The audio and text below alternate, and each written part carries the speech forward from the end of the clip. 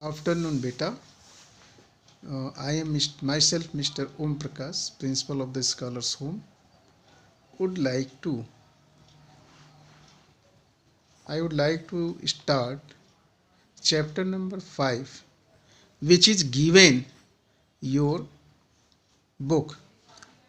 The chapter number 5,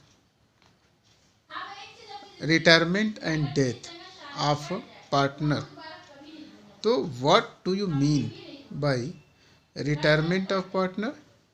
A partner has a right to retire from the firm after giving a notice in advance.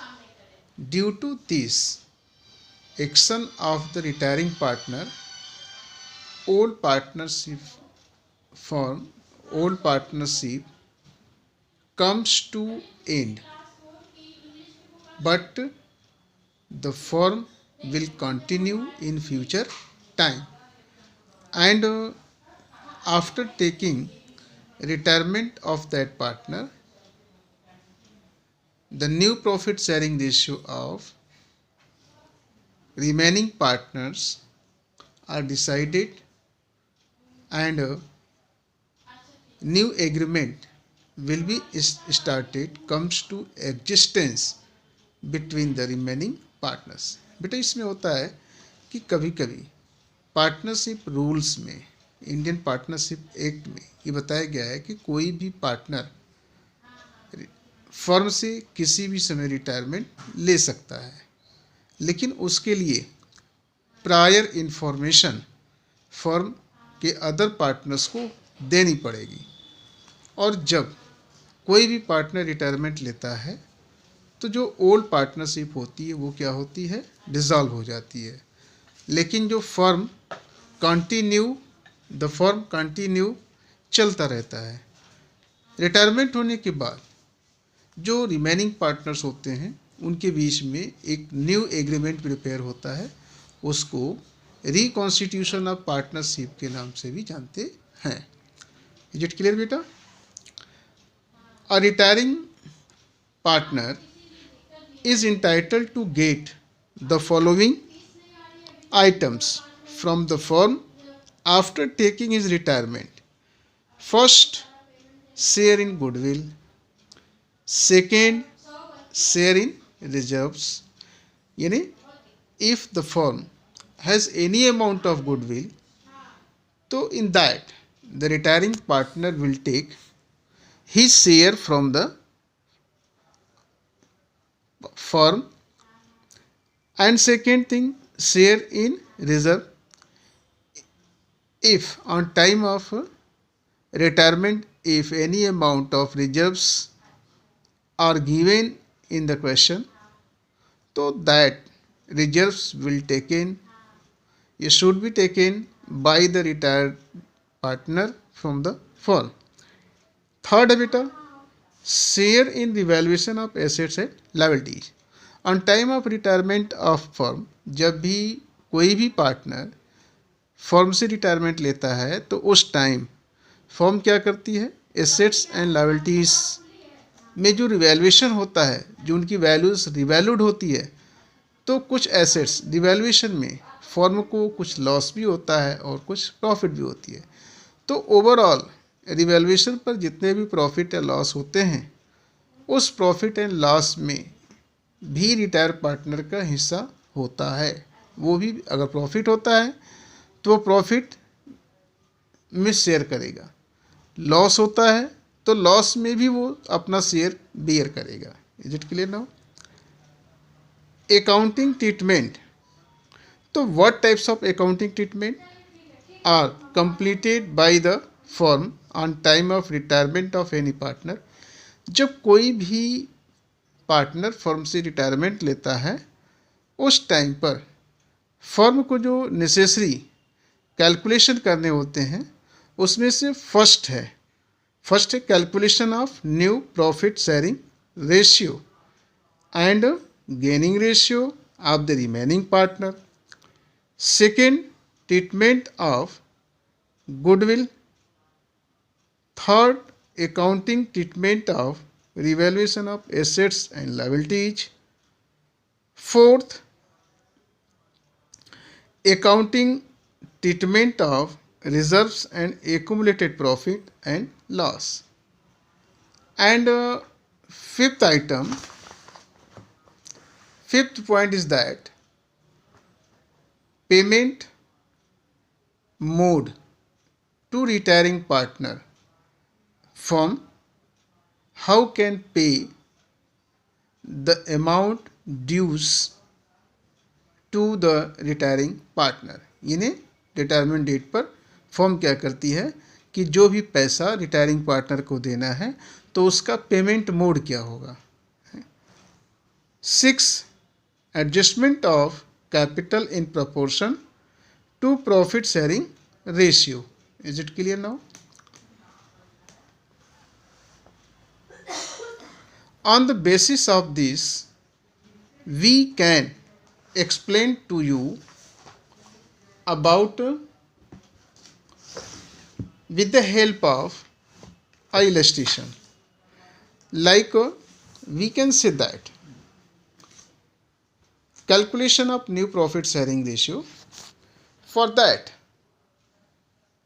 there are two methods, two information may be given.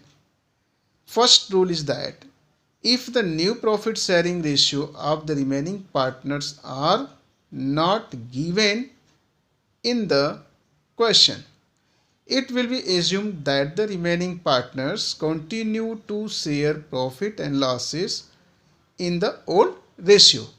बेटा अगर retirement time पर अगर तुम्हारे question में केवल x old partner का old sharing ratio दिया है, रिटायरमेंट के बाद न्यू प्रॉफिट शेयरिंग रेशियो के बारे में कोई भी अदर इंफॉर्मेशन नहीं है, उस केस में हम क्या करते हैं, जो भी रिटायरमेंट पार्टनर होगा, जो भी रिटायर्ड पार्टनर होगा, उसके शेयर को हम क्या करते हैं, स्टिकिंग आउट कर देते हैं, यानी उसके शेयर को निकाल देते हैं.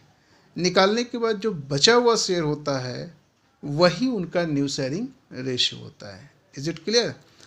तो with the help of illustration 1, we can understand properly that X, Y and Z are partner sharing profit and losses in the ratio of 3:1.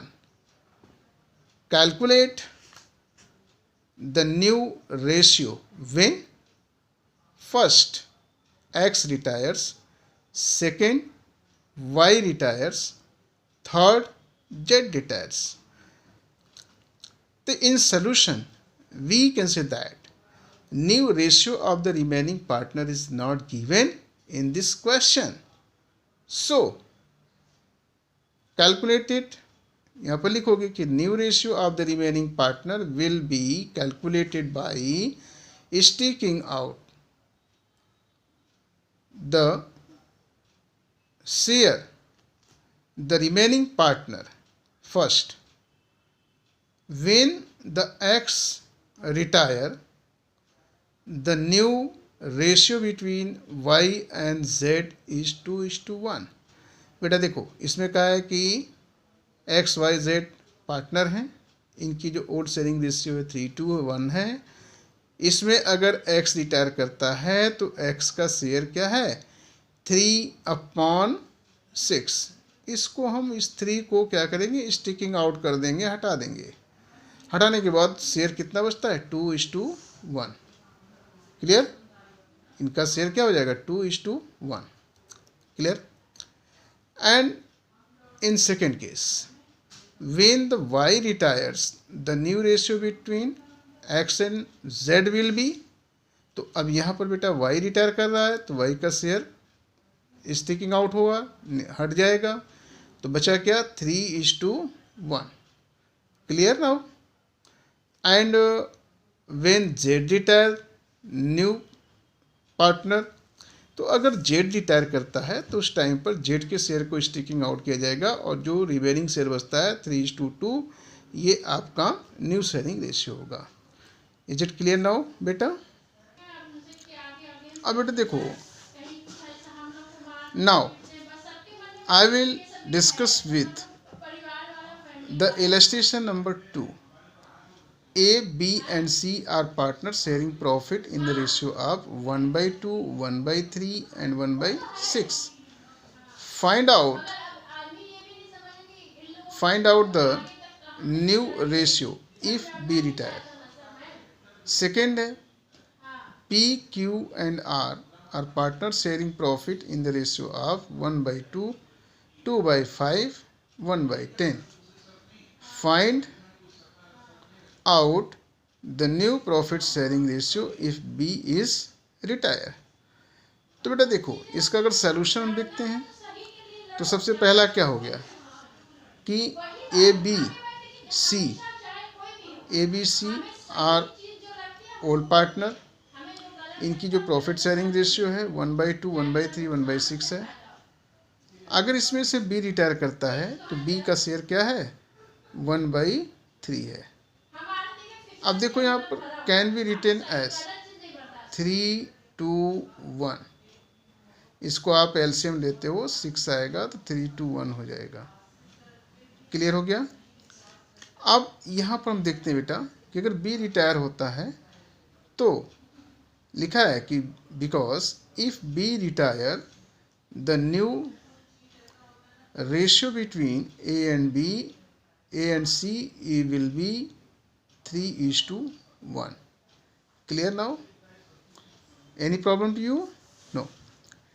Next, in second question, the information is given that P, Q and R are partners sharing profit in the ratio of 1 by 2, 2 by 5 and 1 by 10. Find out the new profit sharing ratio if the P is retired. तो बेटा देखो यहाँ पर old ratio of P Q R 1 by 2, 2 by 5, 1 by 10. अब इसको अगर हम simplify करते हैं तो 2, 5 और 10 का एलसीएम क्या होगा 10 होगा. नीचे यहाँ पर 10 ले लिया. अब इसको सिंप्लीफाई करोगे तो 2, 5 जा 10, 5 into 1 इज इक्वल टू 5.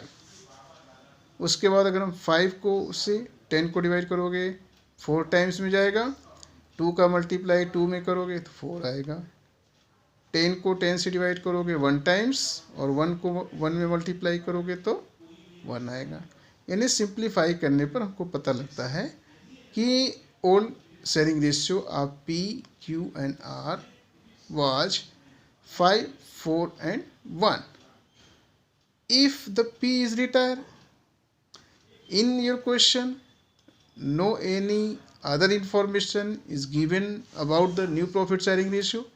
तो what we will do, हम लोग क्या करेंगे बेटा उसको, तो जो P का जो शेयर है वो इसमें से स्टिकिंग आउट कर देंगे. तो Q एंड R का जो रिमेनिंग शेयर है वही उनका क्या होगा न्यू शेयरिंग रेशियो होगा. Is it clear now. In second way, sometimes the remaining partner purchase the share of retiring partner in some specified proportion. In such case, the fraction of the share purchased by them is added to their old share and the new ratio is calculated. अगर बेटा पहले क्या करते हैं, कभी कभी आपके जो क्वेश्चन में होता है वो क्या होता है कि पार्टनर के ओल्ड शेयर भी दिए रहते हैं, साथ में जो रिटायर पार्टनर के शेयर को रिमेनिंग पार्टनर किस रेशियो में टेकअप करते हैं, किस रेशियो में परचेज करते हैं, उस रेशियो उस शेयर को उनके हम ओल्ड शेयर में क्या करते हैं ऐड कर देते हैं. ऐड करने के बाद जो रेशियो फाइंड होते हैं वही हमारा क्या होता है न्यू प्रॉफिट शेयरिंग रेशियो मिलता है. Is it clear. With the help of illustration number